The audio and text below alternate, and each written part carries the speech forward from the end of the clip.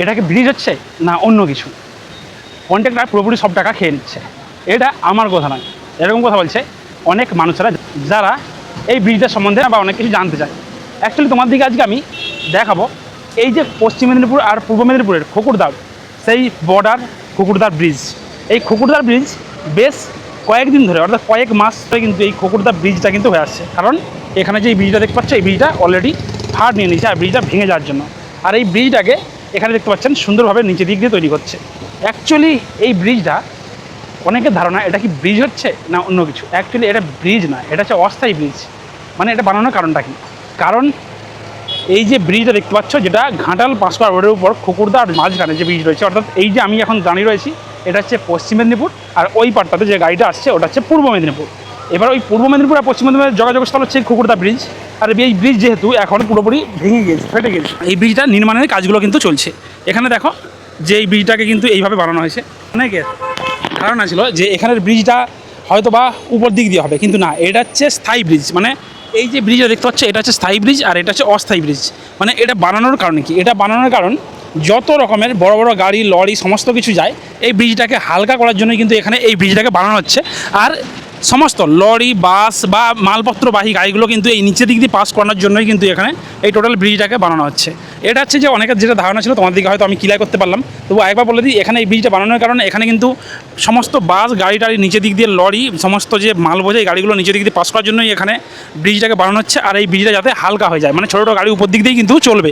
আর বর্ষাকালে অনেকের ধারণা যে এখানে কিন্তু পুরোপুরি নদীতে ভর্তি যাবে। হ্যাঁ, অবশ্যই ভর্তি যাবে, কারণ এই যে জায়গাটা নদীর সেইভাবেই বানানো হয়েছে যাতে উপর দিক দিয়েও কিন্তু জল বইতে পারে। আর বর্ষাকালে যখন জল ভর্তি যাবে তখন কিন্তু এখানের এই টোটাল জায়গাটায় কিন্তু যান চলাচল বন্ধ থাকবে নিচের দিক দিয়ে। তখন কিন্তু উপর দিক দিয়ে ছোটো ছোটো গাড়ি বা আমরা মোটরসাইকেল বাস সমস্ত যাত্রী বোঝাই বাসগুলো চলবে, কিন্তু লরি মালপত্র সমস্ত কিছু কিন্তু বন্ধ থাকবে। সেই জন্যই এখানে কিন্তু এইভাবে এই ব্রিজটাকে তৈরি করা হচ্ছে।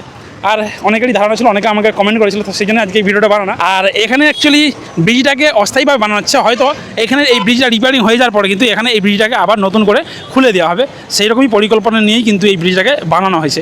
আর দেখতে পাচ্ছ টোটাল যে ধসে টসে গেছিলো চারিদিকে পাথর দিয়ে কিন্তু আবার মোটামুটি পাইলেন করে দেওয়া হচ্ছে। আর যেহেতু এই বছর বর্ষা সেরকমভাবে দেখতে পাওয়া যায় না, সেহেতু অতটা টেনশনের কারণ হয়ে দাঁড়াতে পারে না। যদি কোনো দিন বর্ষা জল টল বাড়ে তখন কিন্তু প্রবলেম হবে।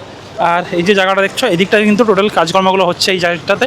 মানে ওই সাইডটা থেকে পাঁশকুড়ার দিক থেকে যারা আসবে এই রুট দিয়েই কিন্তু যাতায়াতটা হবে, যাওয়া আসা টোটাল কিন্তু হবে। তো যাদের যাদের কনফিউজ ছিল তার দিকে হয়তো বা বোঝাতে পেরেছি, বা তোমাদের যদি আমি হয়তো পুরোপুরি ভালোভাবে বোঝাতে পারলাম না, তো বা তোমরা যদি কোনো কিছু জেনে থাকো অবশ্যই কিন্তু আমাদের দিকে এটা ডিটেলসে বলতে পারো। আমার যতটা ধারণা আর এখানে মানুষের কাছ থেকে যেটা জানতে পেরেছি সেই হিসেবে কিন্তু তোমার দিকে আমি এটাকে বোঝালাম। কারণ এখানের এই ব্রিজ দীর্ঘস্থায়ী নয়, এটাকে পরবর্তীকালে হয়তো বা খুলে দেওয়া হয়ে যেতে পারে।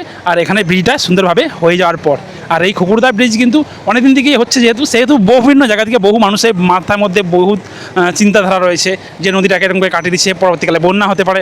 অবশ্যই এই যে জায়গাটার কন্ডিশন রয়েছে অবশ্যই বন্যা হতে পারে, তবে সেরকম কোনো ভয়ের কারণ নেই, কারণ সেইভাবেই এই জায়গাটায় পাথর টাথর সমস্ত কিছু দিয়ে কিন্তু আটকানোর কাজ চলছে। ওই সাইডটা দেখতে পাচ্ছেন টোটালি কাঠ দিয়ে কিন্তু পিচিংও করে দেওয়া হয়েছে। আর এখানে জলস্রোতটা দেখো এই মুহূর্তে কিন্তু হুহু শব্দে কিন্তু জল বইছে এই পাইপের নিচে দিক দিয়ে, কারণ উপর দিক দিয়ে জলস্রোতটা যেহেতু রয়েছে আর জল কাটিং হয়ে চলে যাচ্ছে। যদি কোনো দিন বন্যার জল বাড়ে তখন হয়তো এখানে পজিশন খারাপ হতে পারে, তবে পরবর্তীকালেই দেখা যাবে কী কন্ডিশন হয়। তো চলো এখানে ভিডিওটা এই পর্যন্তই। আর খকুরদার ব্রিজের ভিডিওটা কিন্তু আজকে আপডেট দিলাম। আজকে হচ্ছে যে রবিবার বিকেল, এখন বাজে প্রায় 5:30।